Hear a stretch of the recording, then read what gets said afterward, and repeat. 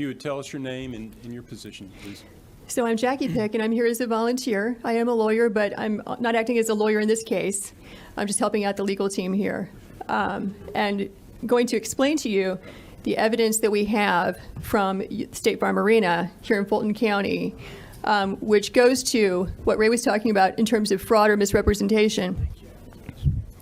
So when that cues, okay. So it's going to be tough because I'm going to have to depart from the microphone and point out some things at times. You're looking at one big room here. This is where, according to our witnesses, who's given us sworn affidavits, this is where the absentee ballots and military ballots are being tabulated on election day. So we have the tape from first thing in the morning all the way past the close of the polls.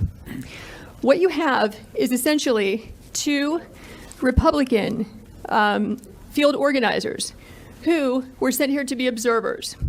At no time were they actually permitted to observe in a meaningful way. I'm sorry, I have a voice issue today. They are roped off with the press on the side. See if I can show you.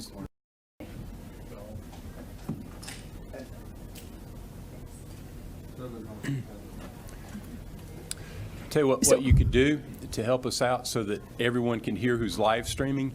If you would tell us what you're going to point to and then go point to it. Okay. All right.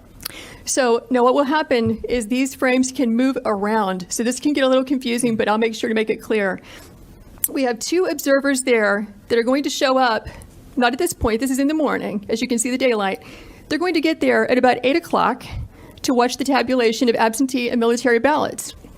But according to their affidavits, at about 10 o'clock, there was one person working the polls who told everyone in the room to leave on the basis they were going to stop counting and return at 8:30 in the morning. So if I can get the frame for approximately 10 o'clock or 10:20-ish. 10 p.m. Okay. Yes. We'll have to come back to the morning for a different reason in just a second.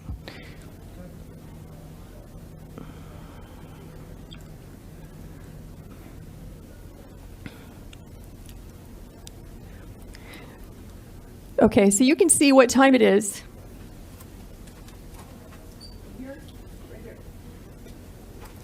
So we're at about 10 o'clock.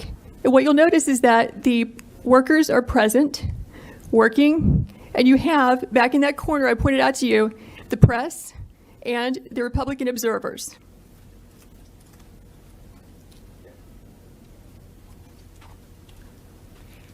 So according to the witnesses, the Republican observers, there is a lady who has blonde braids who comes out to announce we're going to stop counting. Everyone go home. And in fact, we see that. What happens is everyone clears out, including the Republican observers and the press, but 4 people stay behind and continue counting and tabulating well into the night from that point, which is going to be about 10:25 when they all clear out, or 10:30. And they will continue counting unobserved, unsupervised, not in public view as your statute requires, until about 1 in the morning. The reason we know this is because when our Republican observers were forced to leave, they went to the Central Tabulation Center and they got word from a news crew that in fact counting had continued. They have information that not everybody left according to plan, and some people stayed behind. So this shocked them, so they returned back to State Farm Arena at about 1 o'clock in the morning, where they confirmed that in fact people had just left State Farm Arena in contravention of what they had been told by the supervisors who are running this operation. So, okay, we're still at about 10 o'clock. Can you take us to about 10:25 so we can see the change? You're going to watch this place be busy and filled up to emptied at some time between 10:25 and 10:35, which is consistent with what the affidavits say.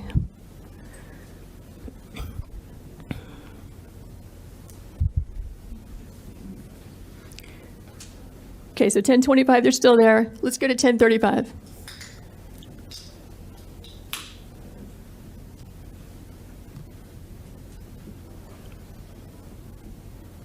It takes it just a few minutes for the frames to actually catch up with the, there you go, with the time that you're seeing. So here you see it's all cleared out. We just went from 1025 to 1037. The place is a ghost town. This is where the people were vacated and told, go home, come back at 8:30. We will now stop working and stop counting.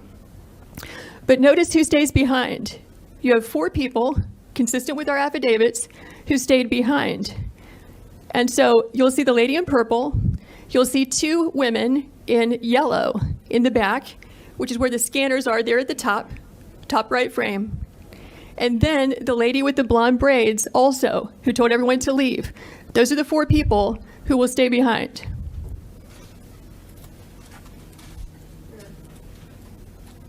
Those 2. Okay. Observer's still there. So the Republican observers said they were the last people to leave State Farm Arena, along with the Fox News crew, accepting those 4 people. So what you're going to see, look at the ladies in yellow. You'll see that they will begin just sitting still, doing nothing, ostensibly not working, because after all, they said they're going to stop counting. They will wait until the witnesses over there in that roped off area, the press and the observers, leave the room. Then you'll see them move into action and begin scanning ballots.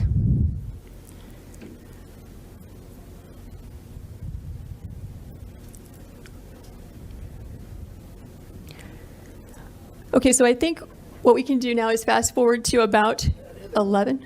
Do you see them? Yeah. Okay, there they walk. They're walking off. But the ladies in yellow are still there. Yes, keep your eyes on the lady in purple and the 2 in yellow and the woman in the blue apron with blonde braids, because those are the people who stay behind. Okay, so what you're going to see happen at about 11 o'clock is, once everyone is gone, coast is clear, they are going to pull ballots out from underneath a table. Watch this table.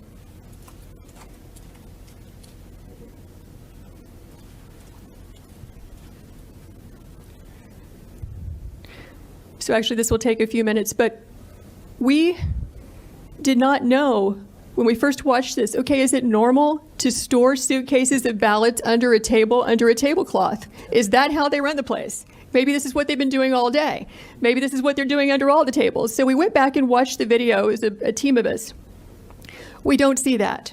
What we see is typically you're going to find ballots, back in this corner, or coming in through a door, and then they get moved and circulated throughout the room. And it can get a little confusing because they have these black containers of ballots. They have the U.S. Postal Service containers. But what we were trying to do when we determined that there were ballots being pulled out from underneath this table is, what was the chain of custody? Where did they come from? Who put them there? When did they put them there? We only reviewed this at about 1 a.m. last night for a couple of hours, so we're going to need about 14 hours to watch it carefully because we fast-forwarded through it several times and could not find that particular frame, but here's what we can tell you for sure.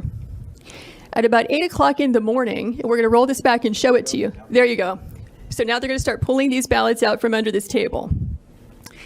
This table, the black one, was placed there by the lady with the blonde braids at about 8:22 a.m. in the morning. So she put that table there.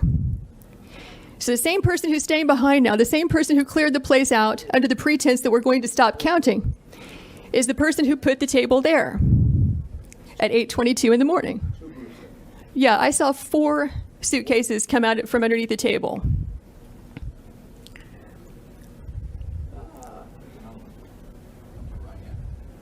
Yeah, upper right hand, you see the gentleman in the red.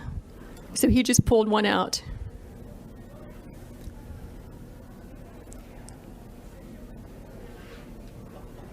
So what are these ballots doing there, separate from all the other ballots? And why are they only counting them whenever the place is cleared out with no witnesses? Is the question. So these machines can process about 3,000 ballots an hour. You have multiple machines there, and they're there for 2 hours. So you do the math. How many ballots went through those machines in those 2 hours when there was no one there to supervise, to be present, consistent with your statutes and rules, to supervise the tabulation? We believe that could easily be, and probably is certainly, beyond the margin of victory in this race. Because if it's only 3 scanners working for 2 hours, right, that's 18,000 ballots that went through.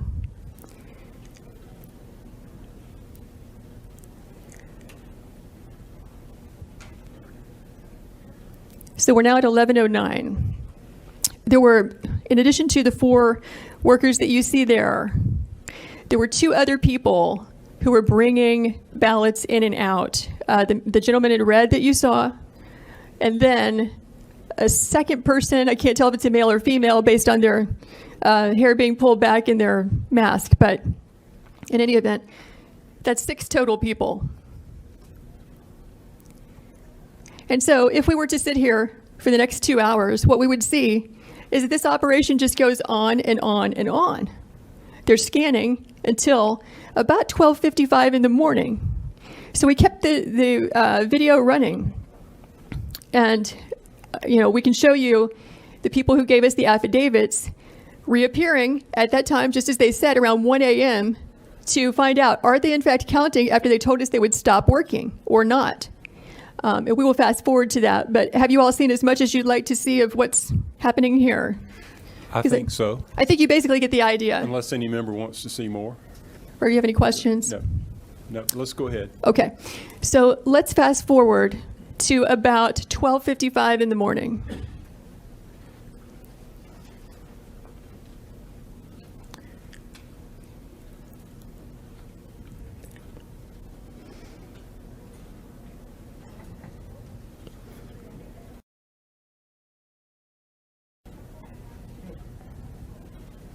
Okay, so it's updated to 12:50. You can see these people are still there, up in the upper right-hand corner.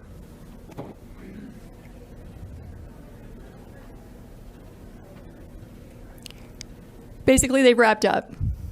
This is the end of their operation. They've now completed about 2 hours of unsupervised tabulation of ballots. So now you're going to watch them leave. And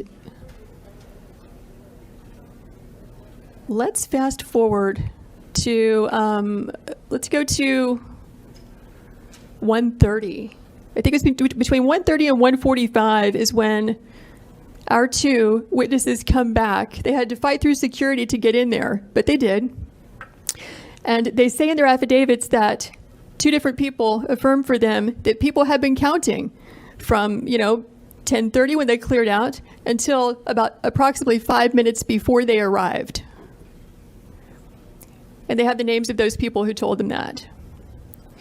Okay, now we're looking at, 1:42 in the morning.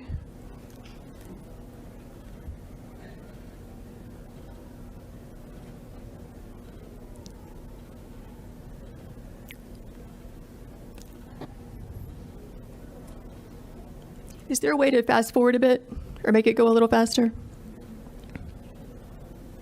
Okay, there are our guys right there in the lower left-hand corner.